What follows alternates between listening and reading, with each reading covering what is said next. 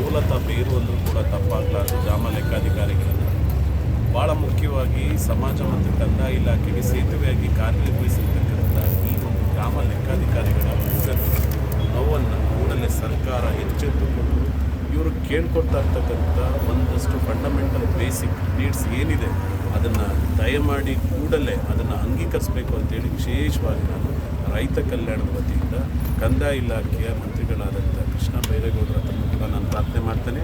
ಹಾಗೆ ನಮ್ಮ ರಾಜ್ಯದ ನಮ್ಮವರೇ ಆದಂಥ ಗೌರವಾನ್ವಿತ ಮುಖ್ಯಮಂತ್ರಿಗಳನ್ನು ಕೂಡ ವಿಶೇಷವಾಗಿ ಈ ಸಂದರ್ಭದಲ್ಲಿ ಮೂಲತಃ ನಿಮ್ಮ ಸರ್ಕಾರದ ಅಧಿಕಾರಿಗಳಿಗೆ ಬೇಕಾದಂಥ ರಕ್ಷಣೆ ಇವತ್ತು ಹೆಣ್ಣು ಮಕ್ಕಳಿಗೆ ಗ್ರಾಮ ಲೆಕ್ಕಾಧಿಕಾರಿಗಳ ಹೆಣ್ಣು ಮಕ್ಕಳಿಗೆ ರಕ್ಷಣೆ ಇಲ್ಲ ಅಂತ ಹೇಳಿದ್ರೆ ರಾಜ್ಯದಲ್ಲಿ ಇನ್ಯಾವ ಸಾರ್ವಜನಿಕ ವಲಯಕ್ಕೆ ರಕ್ಷಣೆ ಕೊಡ್ತೀರಾ ನೀವು ಎಂಬ ಒಂದು ವಿಚಾರವಾಗಿ ನಾನು ನಿಮ್ಮಲ್ಲಿ ಕೇಳ್ಕೊಳ್ಳೋದಿಷ್ಟೇ.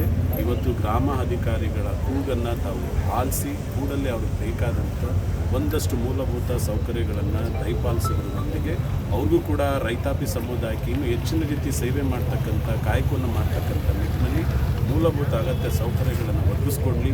ಹಾಗೆ ಅವರೇನು ವೈಯಕ್ತಿಕವಾಗಿ ಏನು ಕೂಡ ಬೇಡಿಕೆಗಳನ್ನು ಕೇಳ್ತಾ ಇಲ್ಲ, ಅವರು ಕೂಡ ಸಾರ್ವಜನಿಕ ಹಿತಾಸಕ್ತಿ ಇಟ್ಕೊಂಡು ಅವರು ಕೂಡ ಕೆಲವು ಡಿಮ್ಯಾಂಡ್ಸನ್ನು ತಮ್ಮ ಮುಂದೆ ಇಟ್ಟಿದ್ದಾರೆ.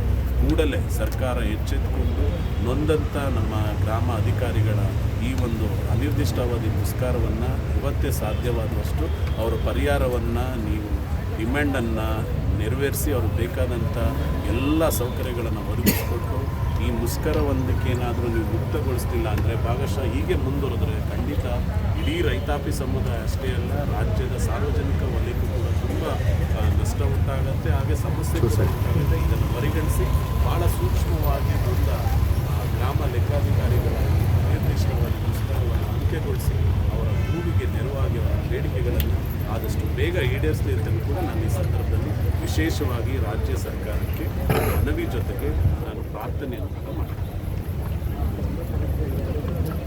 ಖಂಡಿತವಾಗಿ ಈಗ ನಾವು ಕೂಡ ನಿನ್ನೆಯಿಂದ ನಮ್ಮ ಹಳೆ ಮೈಸೂರು ಪ್ರಾಂತ್ಯ ಅಂತ ಏನಿವತ್ತು ಕೇಂದ್ರ ವತಿಯಿಂದ ಆಯೋಜನೆ ಮಾಡಿಕೊಂಡಿರ್ತಕ್ಕಂಥ ಇವರ ಒಂದು ಅನಿರ್ದಿಷ್ಟವಾದ ಮುಷ್ಕರಕ್ಕೆ ಕರ್ನಾಟಕ ರಾಜ್ಯ ರೈತ ಕಲ್ಯಾಣ ಸಂಘ ಸಂಪೂರ್ಣವಾಗಿ ಬೆಂಬಲ ಕೊಟ್ಟಿದೆ.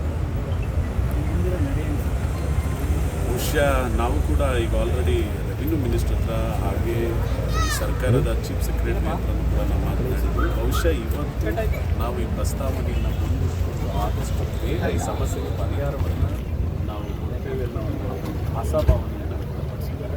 ಆ ನಿಟ್ಟಿನಲ್ಲಿ ಸರ್ಕಾರದಲ್ಲಿ ಗೌರವಿತವಾದಂಥ ನಿರ್ಧಾರವನ್ನು ನಾವು ಭಾಗಶಃ ಇವರು ಬೇಡಿಕೆಗೆ ಅನುಗುಣವಾಗಿ ಸರ್ಕಾರ ಏನಾದರೂ ಕೂಡ ಮುಂದಿನ ದಿನಗಳಲ್ಲಿ ಇವ್ರ ಬೇಡಿಕೆಯನ್ನು ತೀರಿಸುವಂಥ ನಿಟ್ಟಿನಲ್ಲಿ ವಿಫಲರಾಯಿತು ಅಂದರೆ ಮುಂದಿನ ನಡೆ ಏನು ಎಂಬುದನ್ನು ಗ್ರಾಮ ಲೆಕ್ಕಾಧಿಕಾರಿಗಳ ಸಂಘದ ಜೊತೆ ಅವರ ಸಂಘದ ರಾಜ್ಯಾಧ್ಯಕ್ಷರ ಜೊತೆ ಅಥವಾ ಅವರ ಸಂಘದ ಒಂದಷ್ಟು ಮುಖ್ಯಸ್ಥರ ಜೊತೆ ಕೂತು ಮಾತನಾಡಿ ಸರ್ಕಾರವನ್ನು ಹೇಗೆ ನಾವು ಈ ವಿಚಾರವಾಗಿ ತಲುಪಿಸಿ ನಮ್ಮ ಒಂದಷ್ಟು ಬಾಧಕಗಳಿಗೆ ಸಾಧಕವಾಗಿ ಹೇಗೆ ಮಾಡ್ಕೋಬೇಕು ಅನ್ನೋ ಒಂದು ವಿಚಾರವನ್ನು ಒಂದಷ್ಟು ಸ್ಟ್ರಾಟಜೀಸ್ನ ಮಾಡಿ ಇವರ ನೆರವಿಗೂ ಕೂಡ ರೈತ ಕಲ್ಯಾಣ ಸಂಘ ಸಂಪೂರ್ಣವಾಗಿ ಬೆಂಬಲ ಅಲ್ಲ ಸಹಕಾರವನ್ನೇ ಕೊಡ್ತೀವಿ ಅಂತಲೂ ಕೂಡ ಈ ಸಂದರ್ಭದಲ್ಲಿ ನಾನು ಹೇಳಲಿಕ್ಕೆ ಬಯಸ್ತೇನೆ. ಸರ್, ರಾಜ್ಯಾದ್ಯಂತ ನಡೀತಾ ಇದೆ, ಎಲ್ಲೆಲ್ಲಿ ವಿಸಿಟ್ ಮಾಡ್ತೀವಿ? ನಾವು ನಮ್ಮ ಗಮನಕ್ಕೆ ಬಂದಂಥ ಸಂದರ್ಭದಲ್ಲಿ 5ನೇ ದಿನದಿಂದ ನಂಜನಗೂರು, HD ಕೋಟೆ, ಸರಗೂರು ಹಾಗೆ ಹಳೆ ಮೈಸೂರು ಪ್ರಾಂತ್ಯದ ಹುಣಸೂರು, ಪಿರಿಯಾಪಟ್ಟಣಕ್ಕೆ ಎಲ್ಲೆಲ್ಲಿ ಮಾಡ್ತಿದ್ದಾರೆ ನಮ್ಮ ಒಂದಷ್ಟು ಸಂಘಟನೆಯ ಬೆಂಬಲವನ್ನು ಕೇಳ್ತಿರ್ತಕ್ಕಂಥ ನಿಟ್ಟಿನಲ್ಲಿ ಇವತ್ತು ಆ ರಾಜ್ಯಾಧ್ಯಕ್ಷರು ಕೂಡ ಮಾತನಾಡಿದ್ದಾರೆ. ಅವರು ಕೂಡ ನಾವು ಧೈರ್ಯ ತಂದಿದ್ದೀವಿ. ಆ ನಮ್ಮ ಒಂದು ರೈತಾಪಿ ಸಮುದಾಯದ ಒಂದು ಒಡನಾಟ ಎಲ್ಲಿದೆ ಅದೆಲ್ಲ ಕೂಡ ಅವರಿಗೆ ಬೆಂಬಲಿಸೋದಲ್ಲದೆ ನಾವು ಕೂಡ ನಿಮ್ಮೊಂದಿಗಿದ್ದೇವೆ ಒಂದು ಆತ್ಮವಿಶ್ವಾಸವನ್ನು ತುಂಬ್ತಾ ಇದ್ದಾರೆ.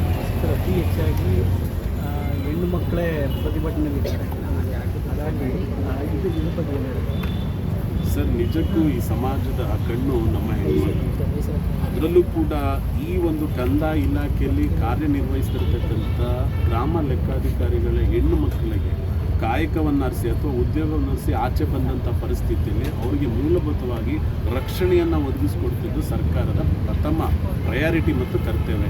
ಈ ನಿಟ್ಟಿನಲ್ಲಿ ಎಲ್ಲೋ ಒಂದು ಕಡೆ ಸರ್ಕಾರ ಹೇಳುತ್ತಾ ಇದೆ, ಹಾಗೆ ಅವ್ರಿಗೆ ಬೇಕಾದಂಥ ಮೂಲ ಪರಿಕಲ್ಪನೆಗಳನ್ನು ಕೂಡ ಒದಗಿಸ್ಕೊಡೋದ್ರಲ್ಲಿ ಸರ್ಕಾರ ವಿಫಲವಾಗ್ತಾ ಇದೆ. ಹಾಗೆ ಸರ್ಕಾರ ಅವರನ್ನು ನೇಮಕಾತಿ ಮಾಡ್ತಕ್ಕಂಥ ಸಂದರ್ಭದಲ್ಲಿ ಏನು ಆಶ್ವಾಸನೆಯನ್ನು ಕೊಟ್ಟಿತ್ತು ಆ ಆಶ್ವಾಸನೆಯನ್ನು ಫುಲ್ಫಿಲ್ ಮಾಡಬೇಕು ಅಂತಲೂ ಕೂಡ ಬಹಳ ಮುಖ್ಯವಾಗಿ ಹೆಣ್ಮಕ್ಳಿಗೆ ಬೇಕಾದಂಥ ರಕ್ಷಣೆಯನ್ನು ಕೂಡಲೇ ಸರ್ಕಾರ ಒದಗಿಸ್ಕೊಡ್ಬೇಕು ಅಂತ ವಿಶೇಷವಾಗಿ ನಾನು ಮನವಿಯನ್ನು ಮಾಡಿದೆ.